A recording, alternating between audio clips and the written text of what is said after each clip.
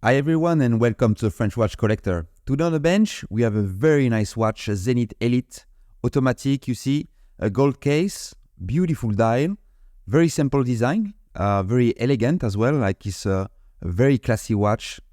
Just checking right now, we have a quick side date function. Gonna check if the time is jumping at midnight. Yes it does, so that looks good. And look at the beauty on the back. Wow, this movement is so nicely decorated. We see the Zenith Elite. This is a full gold case as well. Very nice. So, but you see, when I put it on a time grapher, the result is really not good. We have a 53-second loss every day. Amplitude is really low. Bit error is not good. So yeah, we definitely need to do a service on this watch. Just going to open the case back, and you see this is not a screw down case back, it's just one that clips in position. You see through glass, and this is a real party piece of the watch. Look at these beautiful movements with different finish on it. Gold color as well. You see the balance wheel. So this is an automatic movement. You see we have a rotor on it which is moving, which is winding the mechanism as you move the watch on your wrist.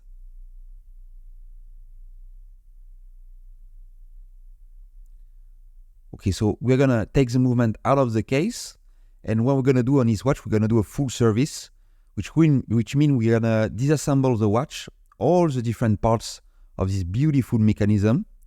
We're gonna put them through a very deep cleaning, and we're gonna put them back together. And when we put them back together, obviously, after the parts being fully clean, we're going to use some modern oil on the watch to make sure we run very nicely again, and we see which kind of result we can get at the end. Just removing the two clamps there, which is holding the mechanism in the case. There is a metal ring around, keeping the movement nice and centered. And there we go, look at it, how beautiful is this dial. Just going to remove the end with the Presto tool there. Same thing on a sub-second, and you see this movement at the sub-second at 9 o'clock, which is pretty rare actually. At the time, normally you will have sub-second at 6 o'clock. Talk a bit more about this beautiful caliber a bit later on. Now I'm just going to remove this beautiful dial just to make sure don't scratch anything. I use this plastic tool from Orotech, which is very nice, very handy. And even on this side, you see there is some decoration on the calendar side, which is very nice to see as well. It makes a lot of difference as well when you work on a caliber which is nicely decorated or nicely finished. It makes the work like more enjoyable as well for the watchmaker.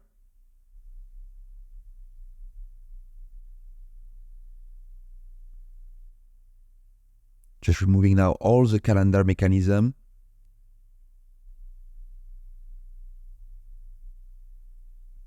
Use the spring here.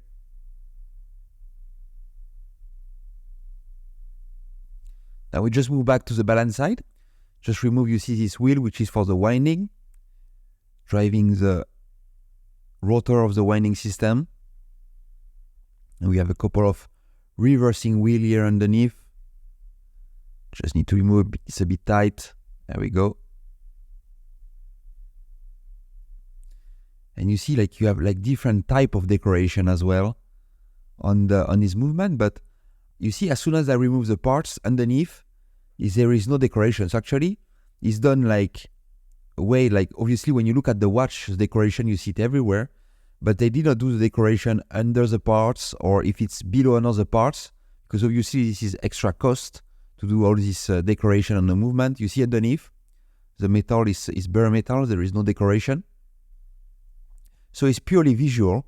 It's for when you look at the watch, obviously this one with see-through case back, you want to see the nice decoration, but they did not do extra decoration if you want. Like for example, I don't know if you saw inside for a Patek Philippe, like the decoration will be even underneath the parts. And most of the watches don't have even see-through case back, so you don't see the decoration. But yeah, it's just for the craftsmanship and the quality of the movement. But here you see it's purely visual for to see a nice movement. But it did not do it on part of the caliber that you don't see basically.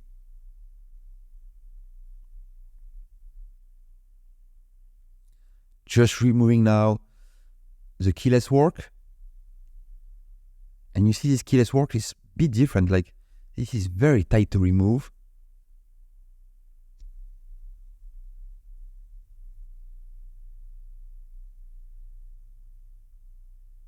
Just gonna use some tools just to lift the parts because this is very, very tight. There we go.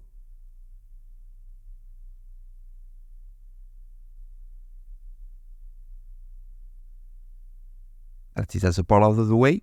And we can get now a couple of wheels. We have the minute wheel with the cannon pinion there. And you see the keyless work like is very different compared to usual. It's not obviously you will find some of the parts, but like it's very complicated, I find. A lot of parts with arms and springs.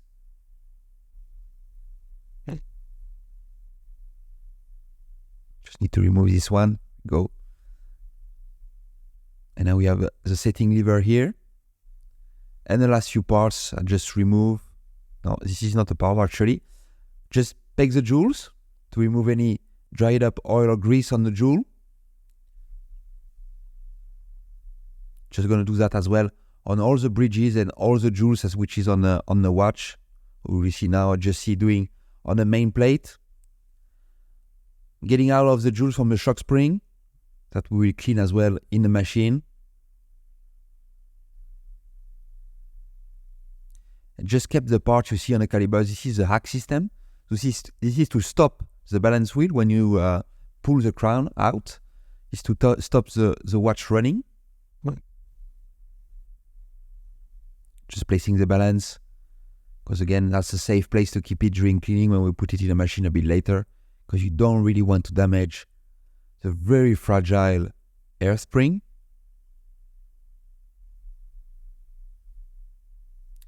Okay, so let's check now what we find inside the main spring assembly. Just going to remove the lid there. If I can get out, and looks like the barrel arbor is stuck to the lid, You see, so maybe some dried up grease or oil which make it sticky. And obviously this is for the amplitude and the friction in a watch, that's not good. And that's why we're going to clean all these parts, is to remove all the dried up oil, grease inside all the parts. Just do a quick polish there on the pivot point of the different wheels from the train of wheel. I use some hip flex.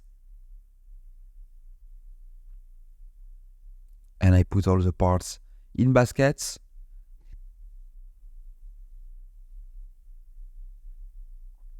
Here we go, you see all the parts from the mechanism there. And all of this will go inside the cleaning machine, like we said earlier, just to clean and make sure all the dirt, oil is removed. So we do the first stage, which is a cleaning stage, and we're gonna put them through 2 rinsing, and we finish with the last stage, will be a drying stage. I would like to use this opportunity to tell you that I have a Patreon page where you can find a link down below in the description if you want to join my Patreon account. And I would like to thank my existing patron, Thomas, Philip, Roger, Matt, Christian, David, Shelby, Jan, Ruud, Christian, Cornet, Alan, David, Tony, Steven, John, Tim, and Gregory. Thank you so much, guys, for supporting me. And if you want to join the group, like I said, there is a description down below and you can join one of the plans. It will help a lot to support the channel and put better content, so thanks in advance.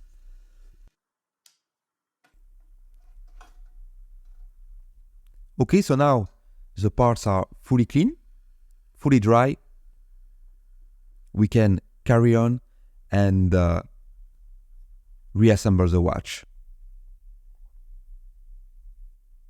Okay, so first we're going to do an epilam treatment on some of the parts, on the jewels, on the pallet fork and the escape wheel. So this will help to retain the oil when we put the oil a bit later on the surface of these parts. Gonna dry them now. Remove the epilon from the pivot point of the escape and the pallet fork. There we go.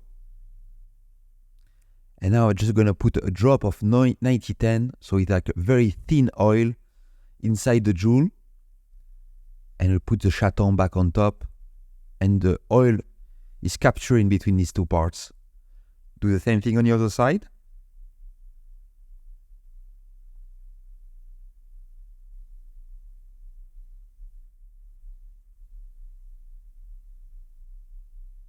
And now I can place them back on the balance, and the balance will be fully oiled and ready later on to be put back on a caliber at the end.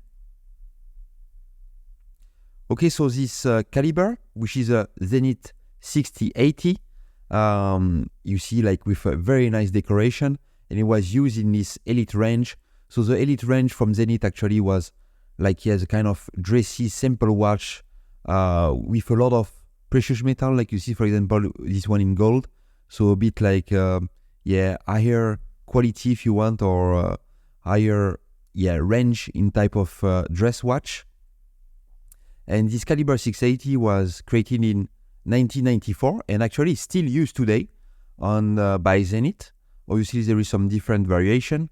The specialty of this movement is that the sub-second dial at 9 o'clock, which we said, like, normally you have the sub-second dial like 6 o'clock on most of the vintage watch. And this one put it at 6 o'clock, which is different, which is a nice touch. Obviously, it has a date function as well, a date complication, running at 2800,000 beats per hour. So quite a high beating movement. So it's quite nice to have this movement still used by Zenith, which means if you are still using today, it means this caliber has a great quality. What we're gonna do now, we're gonna rewind the mainspring, put it back inside the mainspring assembly there. Putting the barrel arbor, we're going to put back the lid to close the assembly.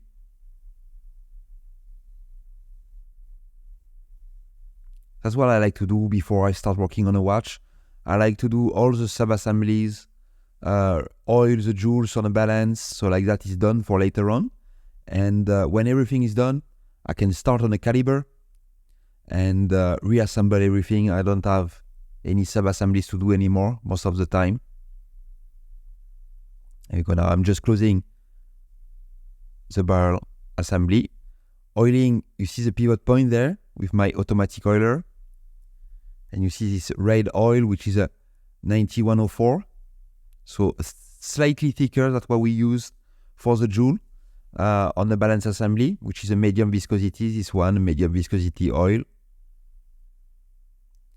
We reassemble the click there, which is under the bridge. Just checking there with the spring. Yeah, it looks good. It was a bit tight actually when I disassembled the watch. Maybe again some dried up grease, but the click looks like it was not working very well. Okay, so now we can focus on the reassembly. We see putting the different train of wheels, the wheel there.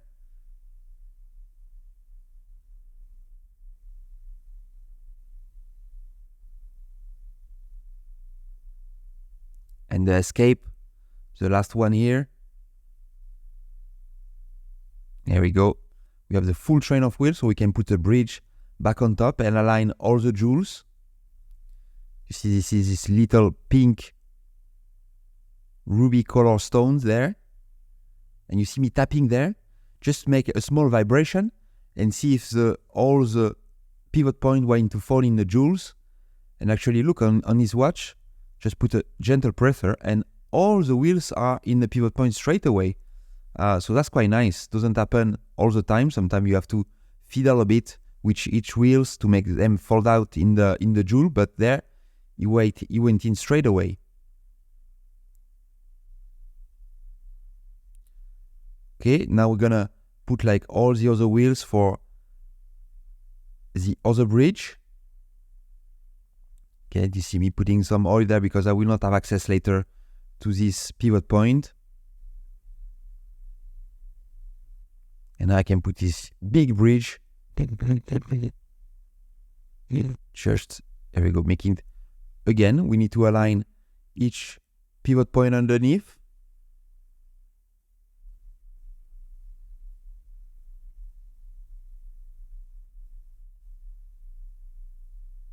Perfect.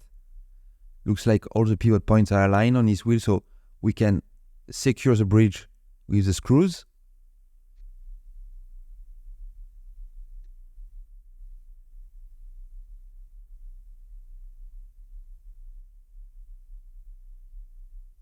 Just check, yeah, everything is turning. Perfect. Gonna oil, like again, we said we're going to use modern synthetic oil on this watch. Again, to make sure we reduce the friction between all the parts which are in contacts and all the pivot point there. Now I'm using a thinner oil on these wheels. Gonna do the same thing obviously on the dial side, because the pivots are on both sides of the wheels.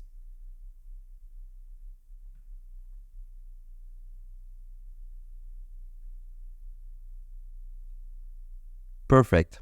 So now that it's done, the oiling is done, we can focus on the keyless work. Going to see this blue grease, which is a heavy grease, because this part will see a lot of tension between each other, so a lot of friction. And again, I don't understand why they decorated this side of the movement, because obviously we'll be under the dial. You see on the balance, I understand, because you will have a see-through crystal, so you will see the caliber, and they decorate only the part that you see of the caliber. But I don't understand why they did it on the dial side, because obviously this side will be covered with the dial. You will not see anything from the movement on this side. So yeah, that's strange. I don't understand. Obviously, it's extra cost for manufacturing to decorate this side. So now I'm assembling the keyless work. Again, we see this keyless work has a lot of different parts. Yes, you see, this is the yoke that come like in the middle of the clutch. Very different design compared to normal.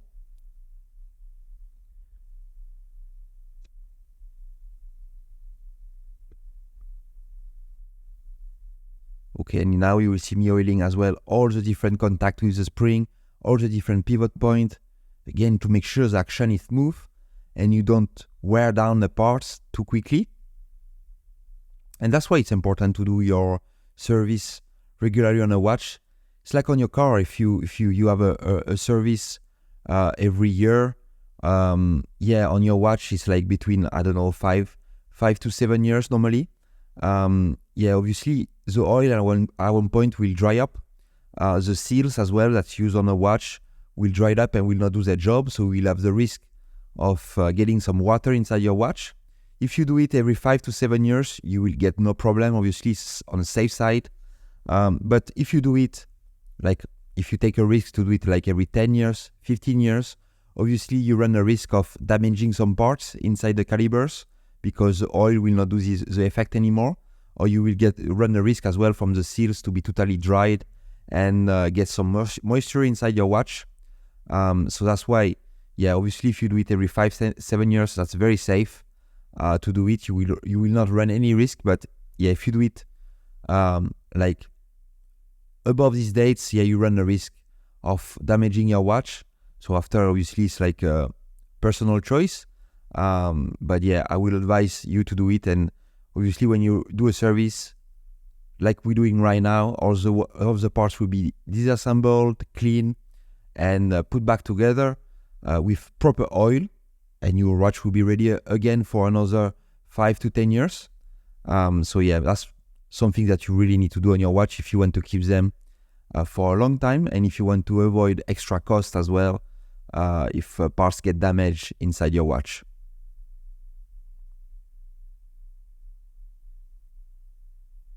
Okay, so now putting the calendar mechanism in position. Putting the calendar ring. And I'm going to put all the plates. So there is one on this side and there will be one on the other side, covering everything and keeping all the parts in place.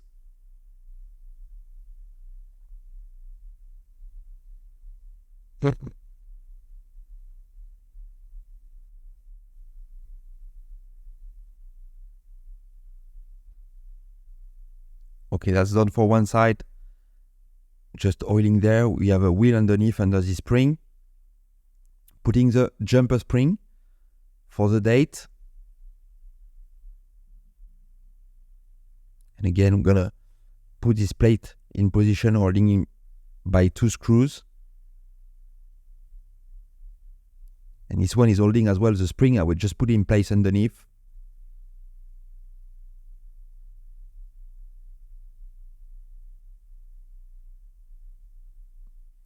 And now I'm just gonna arm the spring. There we go. Perfect. Putting the hour wheel. And now we just move back to the dial side, to the balance side, sorry. Just gonna oil the reversing wheel. That's one reversing wheel. Now we're putting the second one. Not sure why the second wheel is under a different bridge, and they did not put it under the same bridge as the other one. That's an extra part, you see, with just 1 joule to keep this this wheel in position.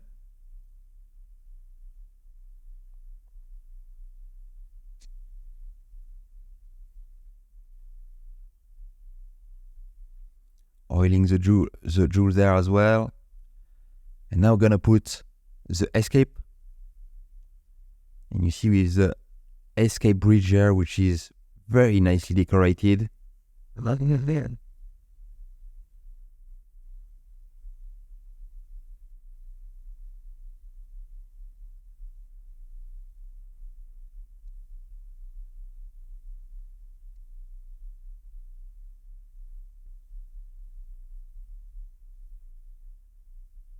Okay, so now I'm gonna put a bit of power inside the watch.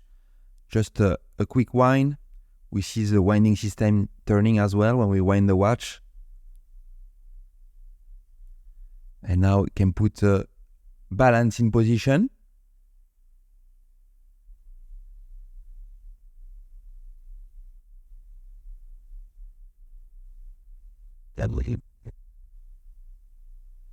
Just, you see, it did not fall in position the first time.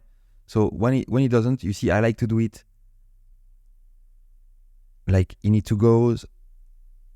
And now I drop it down in the middle and you see, up, it went straight away. And you see it's beating very fast. Like I said, this is a high beat movement.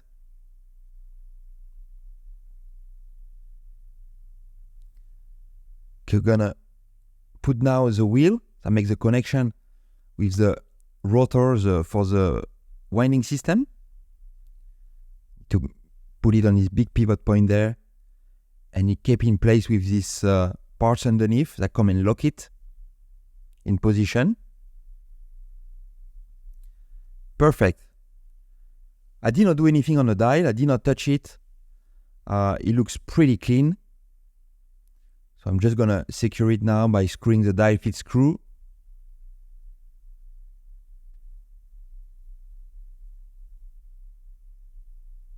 Perfect. Just making the date jump. There we go. That means it's midnight. Just gonna align it to midnight. And I'm making jump again. Yeah, there we go. That was a jump. It's not a full jump there, but now I can precisely put it to midnight. And I'm gonna press it in position. Gonna do the same thing with the minute hand.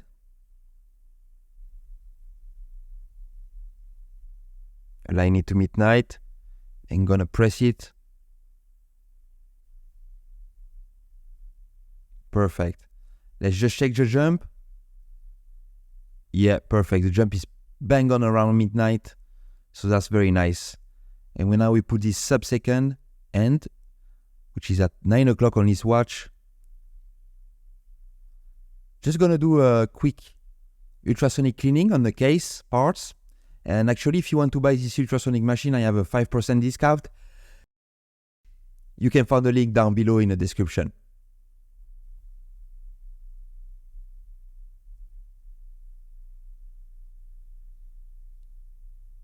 Okay, so now all the parts, the case, everything is clean. Just gonna blow some air on it just to remove any dust. I'm gonna put the case back in position. The case, sorry. Look at this beautiful movement inside this gold case. I love it. I place the spacer ring around just to keep the movement nice and centered. And you see, it's not aligned properly to put the winding stem there, so I just need to move it ever so slightly. Press it in position. And now I can put the winding stem. Just checking it's working. Yeah, can wind the watch, pull, it's attached. So we're gonna secure the caliber with the case clamp now. We see 2 case clamps to keep the movement nice and secure inside the case.